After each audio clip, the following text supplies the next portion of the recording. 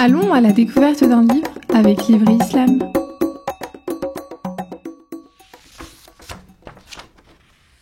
Assalamu alaikum wa rahmatullahi wa barakatuh. Aujourd'hui, nous avons choisi de vous présenter La guérison de l'âme ou l'art de cheminer vers Allah, un livre de Sofiane Medjani, publié en 2021 par les éditions Al-Buraq. Sofiane Medjani est né à Lille où il a grandi et travaille aujourd'hui. Il y consacre le plus clair de son temps à la recherche et l'écriture. À ce titre, il est l'auteur de nombreux ouvrages tels que De l'homme à Dieu et Défi du sens, deux ouvrages publiés en 2015. De l'homme face à la mort de Dieu, publié en 2016, Du souffle de l'esprit et La Umra, guide spirituel de l'éternel pèlerin, publié en 2020. Dans tous ces textes, l'auteur nous livre son message dans un style à la fois épuré et profond, qui font de ces livres ceux qu'on peine à fermer et qu'on lit d'une seule traite. Mais Sofiane Medjani est également conférencier. Il a d'ailleurs entamé son expérience de conférencier de manière inopinée, en remplaçant au dernier moment un conférencier absent, malgré son jeune âge et son manque d'expérience. Sofiane Medjani est aussi enseignant d'éthique au collège-lycée privé musulman Averroès à Lille. Parmi les thèmes centraux dans ses livres, nous trouvons la modernité et la spiritualité.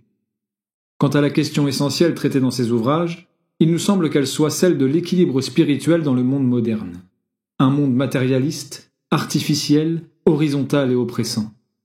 À l'heure où les rayons spiritualité de nos librairies disparaissent pour laisser place aux rayons développement personnel et psychologie, avec ses livres, Sofiane Medjani nous invite à retrouver le chemin de Dieu, à renouer avec le sens de notre existence en laissant s'épanouir le souffle divin dans nos esprits, et ainsi guérir nos âmes.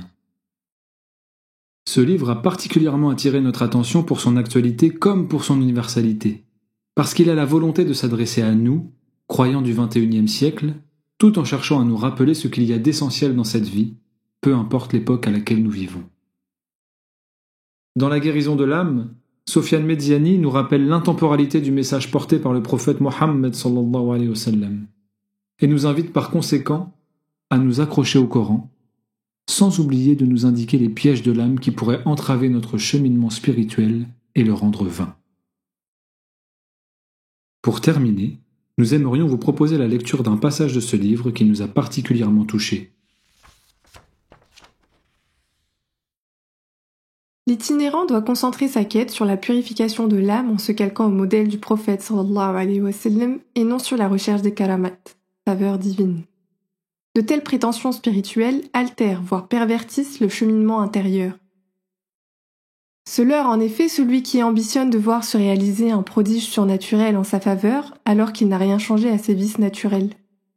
C'est au croyant de bousculer ses habitudes pour que sa vie soit conforme à la volonté de Dieu et non pas à Dieu d'ajuster l'ordre des choses aux caprices de l'homme. L'itinérant doit porter son attention sur ses propres défauts qu'il doit s'évertuer à corriger. Il est, encore une fois, vain et illusoire d'espérer être témoin de prodiges surnaturels alors qu'une transformation de l'âme n'a pas été engagée. En réalité, de telles ambitions faussement spirituelles trahissent une subtile soif de reconnaissance, pour ne pas dire une véritable convoitise de la dunya. Si la charia est une grande route conçue pour être empruntée par le commun des musulmans, la tariqa, c'est-à-dire la voie qui mène à l'excellence, est un sentier plus étroit destiné à ceux, moins nombreux, qui sont habités par une quête profonde de Dieu et qui sont disposés intérieurement à franchir toutes les étapes de ce long pèlerinage intérieur en direction de la vérité suprême, pour l'embrasser avec le cœur.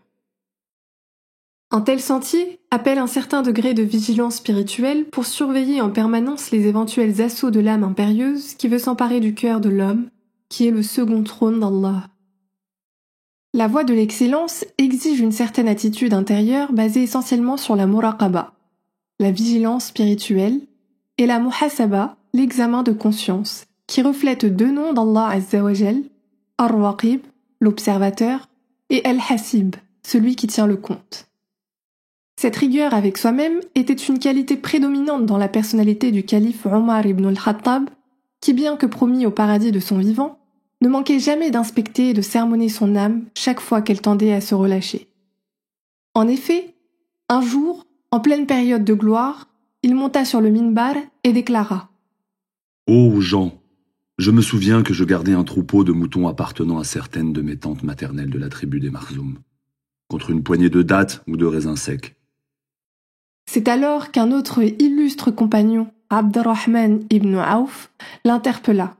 « Mais que veux-tu dire, ô prince des croyants ?» Et le calife de répondre. « Gare à toi, ô Ibn Auf ! En mon fort intérieur, j'ai entendu une voix me dire « Qui te dépasse en mérite ? Tu es le commandeur des croyants, et personne ne peut s'interposer entre toi et Dieu. » J'ai alors décidé d'apprendre à ma propre personne sa véritable valeur en faisant cette déclaration. Tel est le chemin de l'excellence.